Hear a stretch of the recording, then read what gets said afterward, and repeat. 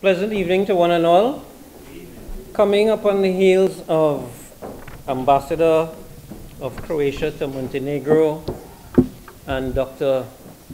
Ben Israel, I would like to humbly submit to you, having arrived here only 3 weeks ago, that I will try my best not only to continue in the vein of enlightenment that has been presented to us this evening, but I will also expound Trinidad and Tobago's perspective with regard to the topic which we have been deliberating over the last 2 days. Let me extend once again to the director and founder of ICD and all present here this evening a warm welcome on behalf of the staff of the High Commission of the Republic of Trinidad and Tobago.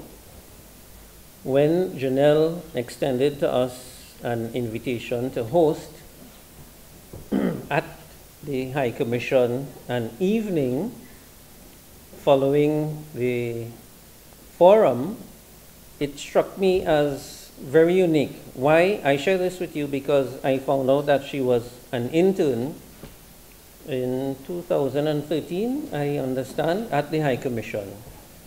And seeing that she is now in a new incarnation with the Institute for Cultural Diplomacy, I can only say that we see cultural diplomacy at work. It behooves me now to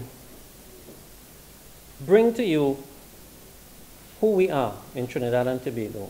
Many of you may have heard the name for the first time. I extend sincere apologies to those who may have heard the pronunciation. Our name is Trinidad and Tobago, not Trinidad and Tobago. It may have been lost in the translation. Trinidad, according to Dr. Ben Israel, was discovered by the Europeans in 1490. Very well. This is not a history lesson that I am giving this evening, but just so that we can reorient ourselves as to proper education. There were nationals living on the island of Trinidad. When Christopher Columbus came, he discovered indigenous peoples who today we honor and pay tribute to as indigenous peoples, and they are now fighting to be recognized. And it is hurtful to say this evening that having come so far, we have now celebrated 52 years of independence, that our national peoples are struggling for recognition. When I was a child, I learned that Trinidad and Tobago is the land of the hummingbird and the land of the scarlet ibis. It took me a long time to really find hummingbirds humming and scarlet ibis. It was only when I was taken on a field trip to the Caroni Bird Sanctuary that I actually saw visions of the scarlet ibis. Very much a sight to behold, because they come in to roost in the evening from neighboring Venezuela.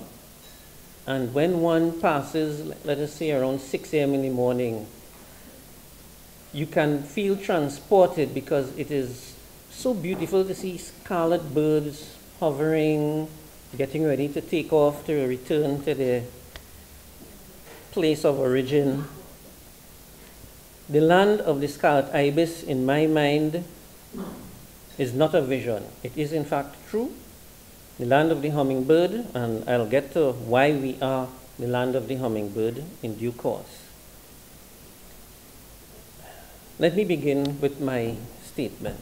I have the distinct pleasure to welcome you to the Trinidad and Tobago High Commission this evening as we continue along the path of enlightenment with regard to the importance of cultural diplomacy, to nation branding throughout the Commonwealth of Nations. The Archipelagic Republic of Trinidad and Tobago is no stranger to the concept of nation branding.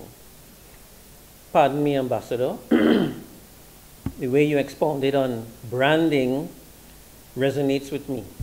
Indeed, if we look back to our achievement of independence, we have steadily made an impact on the international arena in spite of our small size.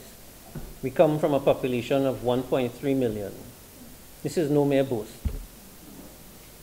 In seeking to make our freedom and newfound independence felt across the world, the father of our nation, as he's widely known, Dr. the Honorable Eric Eustace Williams, pioneered a way forward for our nation, not only in respect of economic advancement, but also cultural development.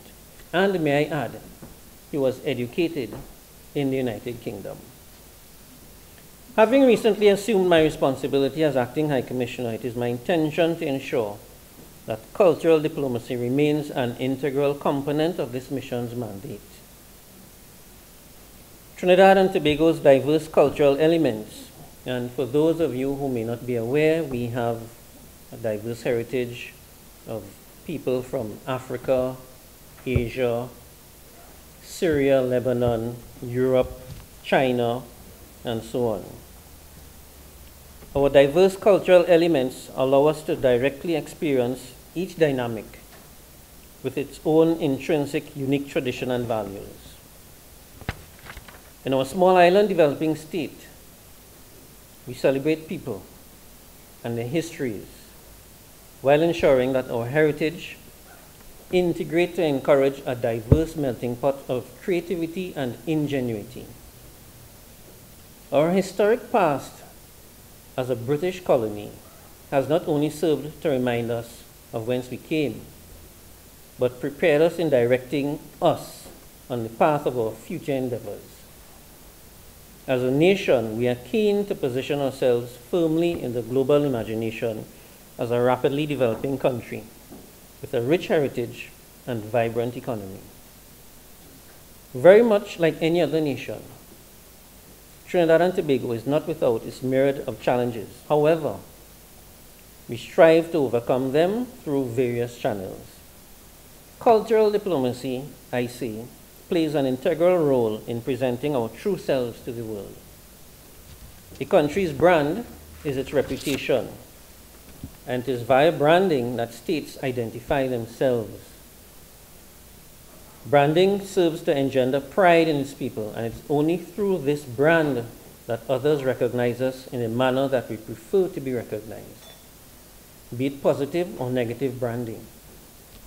The responsibility of how we are viewed and or perceived lies primarily in the way we see ourselves as nations. If I were to pose the following question, you are familiar with the game Jeopardy? Who is Bob Marley? From Jamaica. Similarly, if I were to say, who is Brian Lara?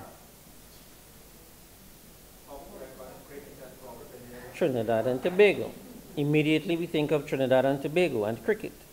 This is what the notion of nation branding is meant to achieve.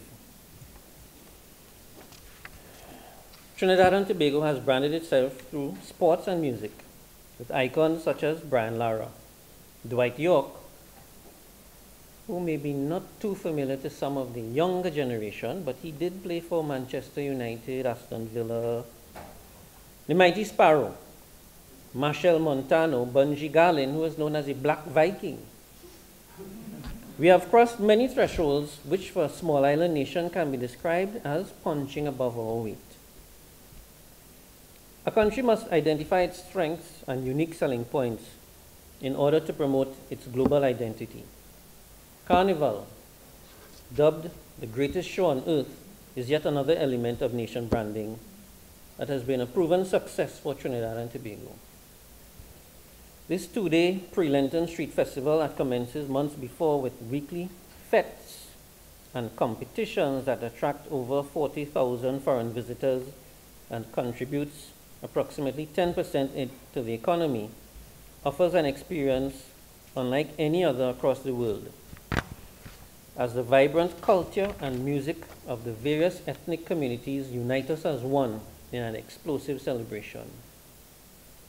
It also embodies a grand production of tremendous innovation and creativity in the art form, particularly music and the performing arts. I'm not sure if Mr. Balachandra remembers any of our cultural activities when he was there in November 2009 for Chogam. Were you able to participate in any of our activities or view any of them? There was a cultural village. A cultural village. Part of it. And I also went to the other cultural life from place. US for. Okay. And this is what we do when we host political fora. Side by side with that, we present what we are, who we are, whether it be related to the culinary art, entertainment. And I go now to entertainment. Calypso music is a product indigenous to Trinidad and Tobago, consisting of light, harmonious melodies that instantly invoke visions of the tropical isles. Soca, a more fast-paced, energetic tune style of music, dominates the parties and spurs revelers through the streets during the two-day festival of Carnival. Like Calypso and Soca, Trinidad and Tobago also gifted the world the only musical instrument to be invented in the 20th century, the steel pan. A little later in the evening, you will be serenaded by the steel pan. The melodies of this instrument are now instantly associated as the sounds of the tropical Caribbean isles as portrayed in movies and advertisements with a tropical theme. Brand identity is organically transported across the globe, requiring little intervention from government. And here I support Ambassador from Croatia. And this, we see it as the core of cultural diplomacy, lying with the people. In this regard, recognition of the diaspora is paramount. And I recognize those of the diaspora of Trinidad and Tobago who are present here this evening.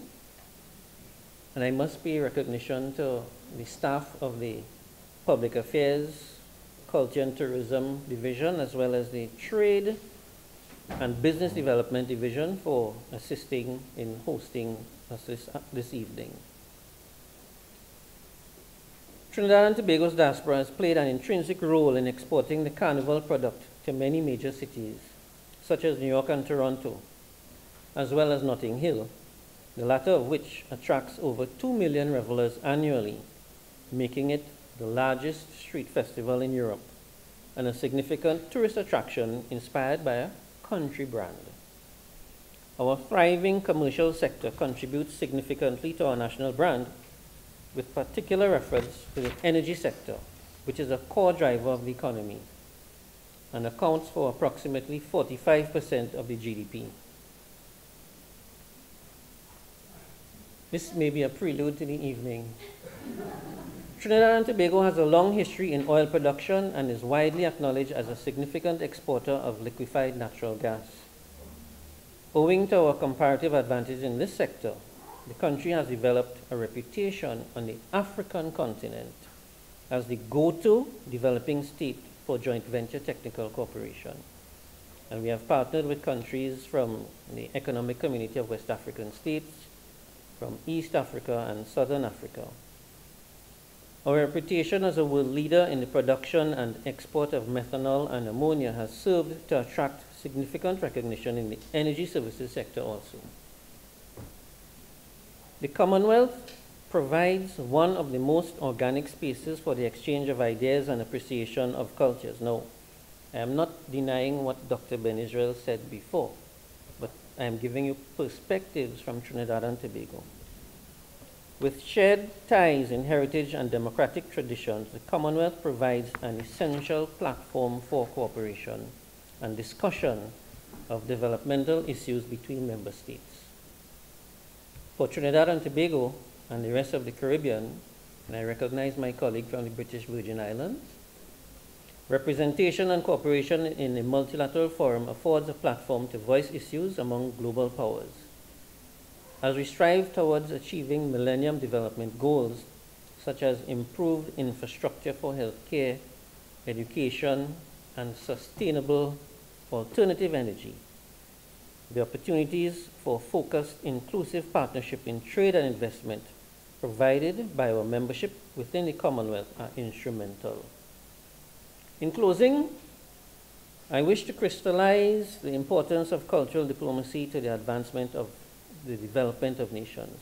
A country and its people must have a clear concept of who they are and what they want to represent to the world in order to achieve a strong standing in the international arena. Everyone should be on the same page. Everyone. In this global community, nations cannot progress without an appreciation and understanding of wider cultural dynamics and beliefs. For the developing nations of the Commonwealth, creating powerful international brands will be pivotal to fostering enhanced visibility in world affairs and will create a better understanding of what we have to offer. Our world is evolving rapidly, and to avoid being left behind, we must take charge of our national identities, challenge outmoded perceptions, and believe in our valuable contributions as global citizens. Friends, countrymen, I thank you for allowing me this opportunity to address you on this all-important subject, but more so for your attention throughout. I thank you.